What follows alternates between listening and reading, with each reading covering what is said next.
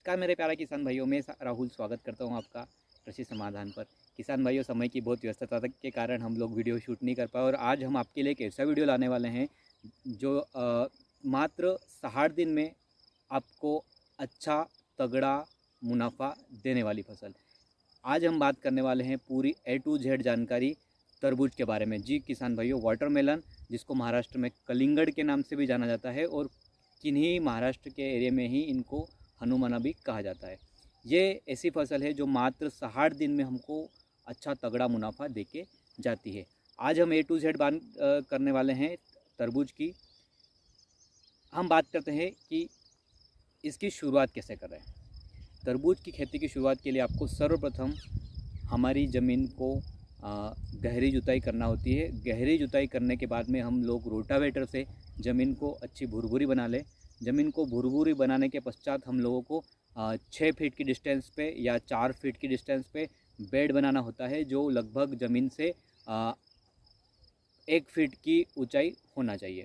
और बेड से बेड की दूरी 4 फीट या 6 फीट ले सकते हैं हमारी ज़मीन के मुताबिक। अगर ज़मीन भारी है तो आप 6 फीट भी ले सकते हो, और अगर ज़मीन थोड़ी सी हल्की ज़मीन है जैसे कि लाल मिट्टी हो गई, इस प्रकार की ज़मीनें हैं, तो आप उसको 4 फीट पे भी ले सकते हो।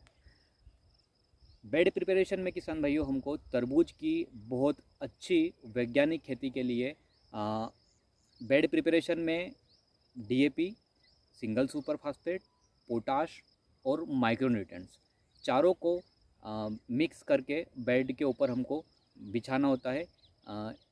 इनमें DAP 50 किलो प्रति एकड़, पोटाश 50 किलो प्रति एकड़ और जो सिंगल सुपर फास्फेट होता है उसकी 100 किलो मात्रा हम प्रति एकड़ के हिसाब से उपयोग करते हैं। और साथ में हमको लगभग 25 किलो माइक्रोन्यूट्रिएंट्स, जिसको सूक्ष्म पोषक तत्व कहते हैं, वो हमको मिलाना होता है, जिससे हमारी फसल बहुत अच्छे से ग्रोथ करेगी और उसमें रेजिस्टेंस पावर जो कीटकों का होगा वो थोड़ा सा कम देखने को मिलता है। ये एक ऐसी फसल है किसान भाइयों जो हमको 60 दिन में पूरी फसल पककर तैयार हो जाती है और किसानों को अच्छा मुनाफा देखने को मिलता है। इसमें हम लोग जो बेड प्रिपरेशन है, बेड में हम लोग जो single super phosphate, diammonium phosphate और पोटाश और माइक्रोन्यूट्रिएंट जो दे रहे हैं उस पर इतना ध्यान नहीं देना होता है। ये फसल में हमको जो वाटर सोल्यूबल फर्टिगेशन होता है उसका ज़्यादा ध्यान रखना होता है। इस फसल की 2 विधियाँ है। एक तो किसान भाई फ्लड इरिगेशन से भी कर सकते हैं और दूसरी बहुत कारगर विधि जो है जिसमें किसान मल्च और ड्रिप का उपयोग करके इस फसल का उत्पादन लेते हैं। आज हम बात करने वाले हैं ड्रिप और मल्च की पद्धति के बारे में।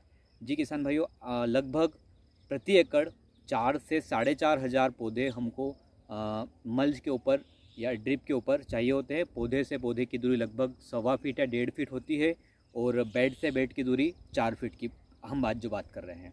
आप मेरे पीछे जो प्लाट देख रहे हैं लगभग 35 दिन का प्लाट हुआ है और हमने इसमें क्या क्या फर्टिगेशन उपयोग किया है, क्या स्प्रे में उपयोग किया है, इस बारे में आपको पूरी डिटेल आज हम देने वाले हैं। A to Z जानकारी आपको मिलेगी। वीडियो में बने रहें, लास्ट तक वीडियो को ज़रूर देखें। और कैसी लगी हमारी ये आज की वीडियो, ये आप कमेंट सेक्शन में और लाइक का बटन दबा के ज़रूर बताएं।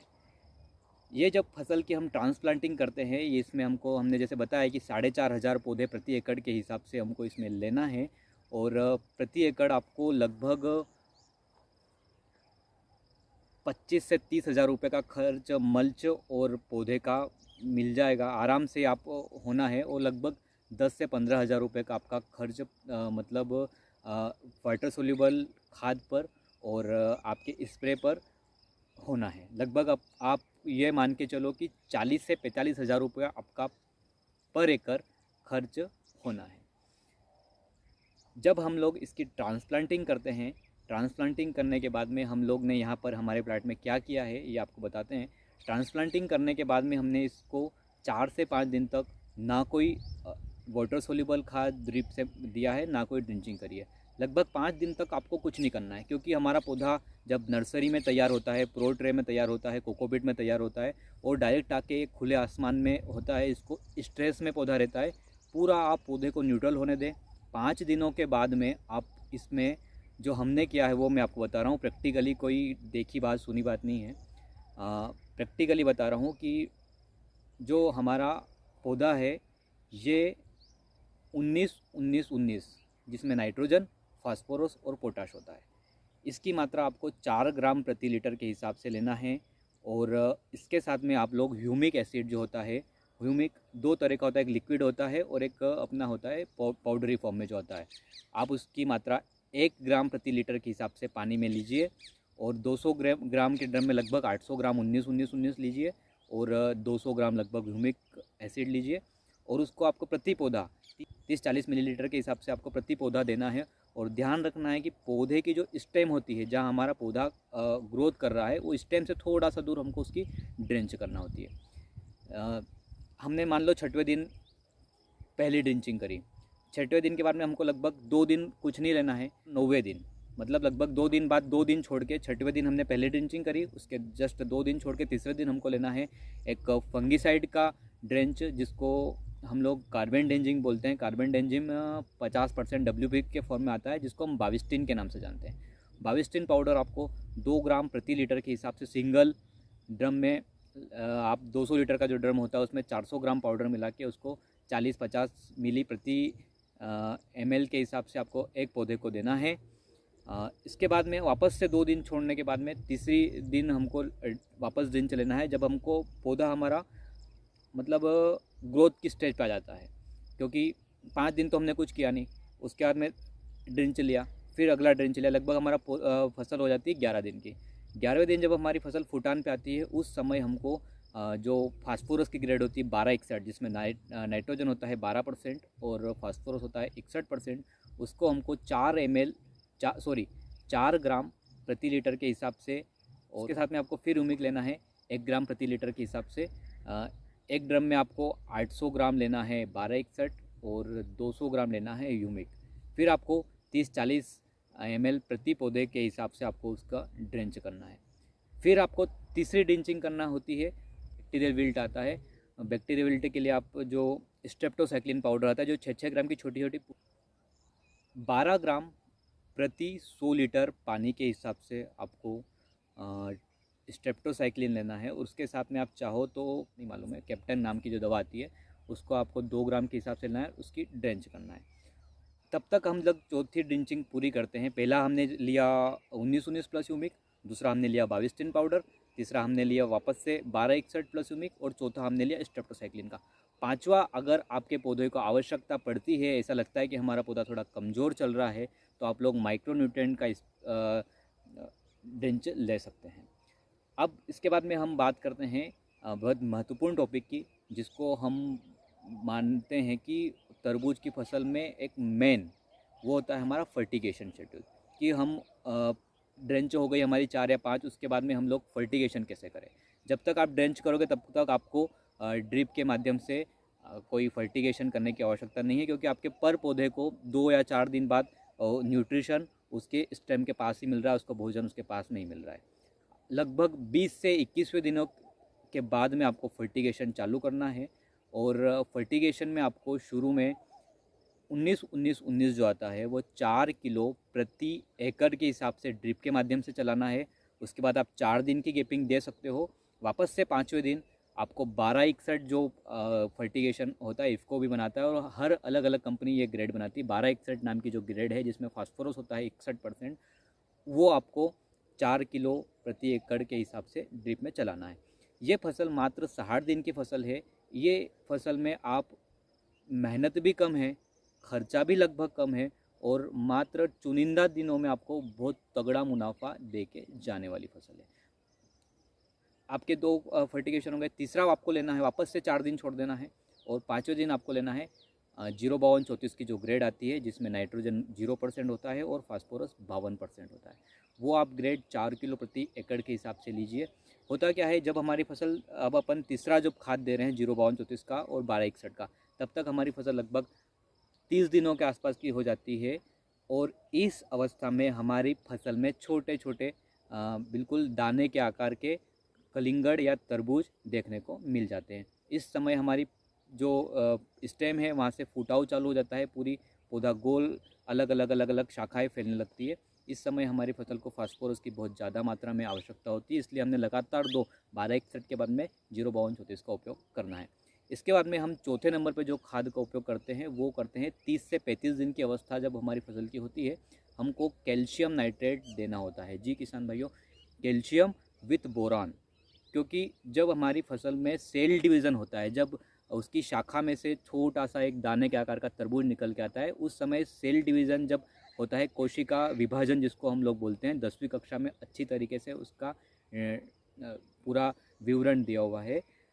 उस समय कैल्शियम की मात्रा बहुत ज़्यादा चाहिए होती है पौधे को। अब 30 से 35 दिनों की अवस्था में हमको कैल्शियम और उसके साथ में 500 ग्राम पर एकड़ बोरान, आपको 2.5 किलो हाइड्रोस्पीड के नाम से जो कैल्शियम आता है उसका उपयोग करना है, 2.5 किलो प्रति एकड़, प्लस 500 ग्राम आप उसमें बोरान भी ले सकते हैं। क्योंकि हम लोग देखते हैं कि हम जो बिलोंग करते हैं एमपी प्रोप के बिलोंग करते हैं, एमपी में लगभग बोरान की कमी हर ज़िले में है। बोरान की, जिंक की, आयरन की, ये डिफिशियंसी सारे ज़िलों में लगभग एक 19-20 देखने को मिलता है। अब हम बात करने वाले हैं 1261 हो गया, 05234 हो गया, कैल्शियम हो गया। तब हमारी फसल आती है 35 दिनों के बाद में। 35 दिन से 45 दिन के मध्य जब हमारे फसल में छोटे छोटे कलिंगड़, छोटे छोटे तरबूज, छोटे छोटे वाटरमेलन देखने को मिलते हैं, उसके बाद में हमको 05234 और 13-045 ये ग्रेड हर 4-4 दिन के अंतराल पे लगभग 45 दिन तक चलाना होती है। इसके बाद में 45 दिन से 60 दिन तक जो 15 दिनों का अतिरिक्त टाइम जो होता है, 60 दिन के बाद में हमारी फसल पूरी तरह से पक के तैयार हो जाएगी। उसमें उसकी साइज़ भी बन जाएगी, वो आकार भी ले लेगा, उसमें कलर भी आ जाएगा, उसमें मिठास भी आ जाएगा। 45 दिन से 60 दिन के आसपास आपको सिर्फ 13-045 और 0-050 2 प्रकार का फर्टिगेशन 4-4 दिन के अंतराल पर लगातार करते रहना है।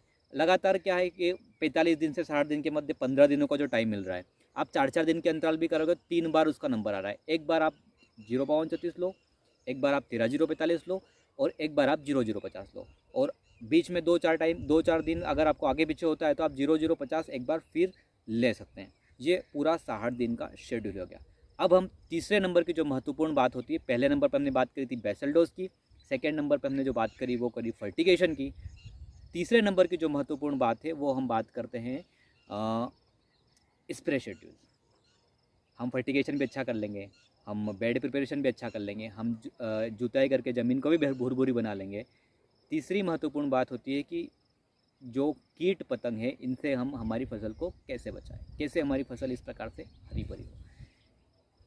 इसमें आप जब ट्रांसप्लांटिंग करते हो 5 से 7 दिनों की अवस्था के बाद में हमारे एरिया में क्या होता है, हम लोग झाबुआ डिस्ट्रिक्ट से हैं। झाबुआ डिस्ट्रिक्ट में पेटलाव तहसील जो आती है, बहुत बढ़िया खेती यहाँ पर की जाती है। हर किसान लगभग आधुनिकता की ओर अग्रसर है और यहाँ पर हर प्रकार की आधुनिक खेती होती है, जैसे कि तरबूज हो गया, टमाटर हो गया, मिर्च हो गया, शिमला मिर्च हो गया, बैंगन हो गया, करेला हो गया, खीरा हो गया, सारी तरह की वैज्ञानिक पद्धति से खेती यहाँ पर होती है। और हमारा जो एरिया है यहाँ पर 5 से 7 दिनों की अवस्था के बाद में पौधे पर अटैक होता है सबसे पहले माइट्स का अटैक होता है। जब आप शुरू में ही पौधे को केमिकल्स दे दोगे स्प्रे में, तो वो आपका पत्ती हार्ड कर सकता है केमिकल। आपको शुरू में जो बायो 303 नाम की दवा आती है, जो जैविक दवा है, बायो की दवा है, उसका उपयोग करना है आपको। लगभग 25 से 30 ml प्रति पंप, 15 लीटर का जो पंप होता है उसमें उपयोग करना है। उसके बाद में आप हल्का फुल्का, जैसे आपका हो गया इमिडाक्लोप्रिड 17.8% वाला, जिसको हम कॉन्फिडोर के नाम से जानते हैं। उसके बाद में आपका थायोमेथाक्सोन हो गया, जिसको हम लोग एक्टारा के नाम से जानते हैं, सिजेंटा कंपनी बनाती है। आप इसे थायोमेथाक्सोन को 0.5 ग्राम प्रति लीटर के हिसाब से उपयोग में कर सकते हैं।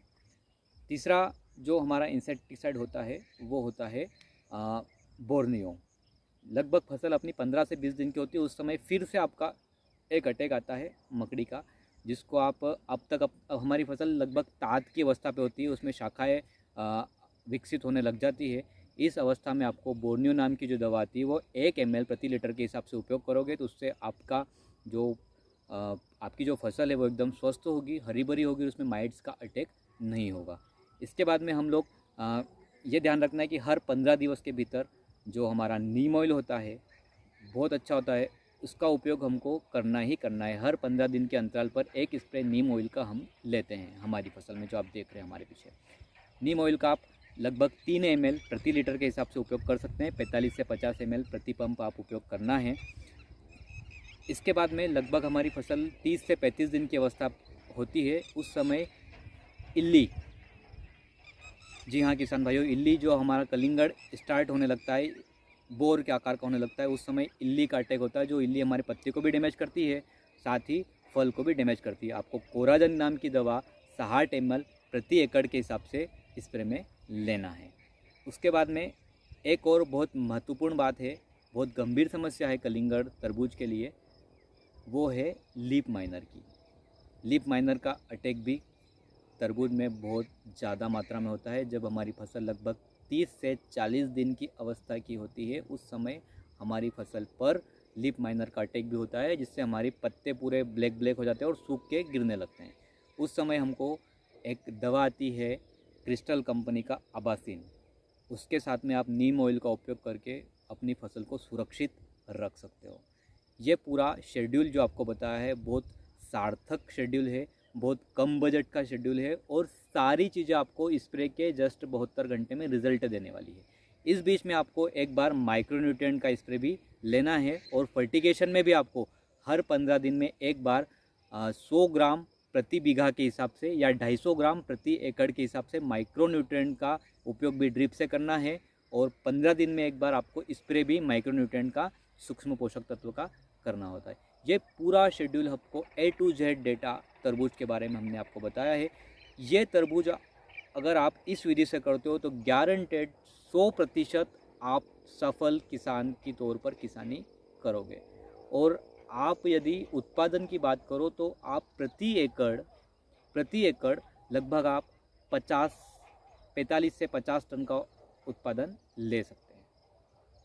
अगर आप 50 टन भी मानो और बात सीधी सीधी करो कि 8 रुपये किलो का भी अगर आपको भाव मिल गया है तरबूज का, तो आप प्रति एकड़ 8×5=40 लगभग 4 लाख तक का मुनाफा प्राप्त कर सकते हो। और आपने मान लो मल्च पे, ड्रिप पे है, और ड्रिप तो आपकी बाद में भी काम आ जाना है, मल्च एक बार लगाते हैं वो दूसरी बार उपयोग नहीं कर सकते। तो आप मोटे तौर पे मानो तो 80,000 से 1 लाख रुपए तक का आपको खर्चा करना होता है टोटली पूरा मिला के। इसमें फर्टिगेशन आ गया, ड्रिप आ गया, मल्च आ गया, आपकी मजदूरी, लेबर, सारा खर्च उसमें आपको हो जाता है। धन्यवाद किसान भाइयों, ये वीडियो आप पूरा देखें और आगे भी शेयर करें, क्योंकि ये जो हमारा समय चल रहा है, इस समय लोगों ने, बहुत से किसानों ने तरबूज की खेती की है और उस तरबूज की खेती को हम कैसे सफल करें वो उस तौर पे हमने ये वीडियो बनाया है। काफ़ी मेहनत लगी है वीडियो को बनाने में और समय के अभाव में हम लोग आपसे बीच में लगभग 2-3 महीने का फासला हो गया, आप जुड़ नहीं पाए। आज बहुत दिनों के बाद में शूट करने का मौका मिला, तो सोचा कि आप जायद की फसल के बारे में कुछ आप लोगों को बताएं और आप भी हमको कमेंट में बताएं कि कैसे और अच्छा हम तरबूज की खेती को कर सकते हैं। ज़रूर बताएं कमेंट में और वीडियो को लाइक करें और शेयर करें। धन्यवाद।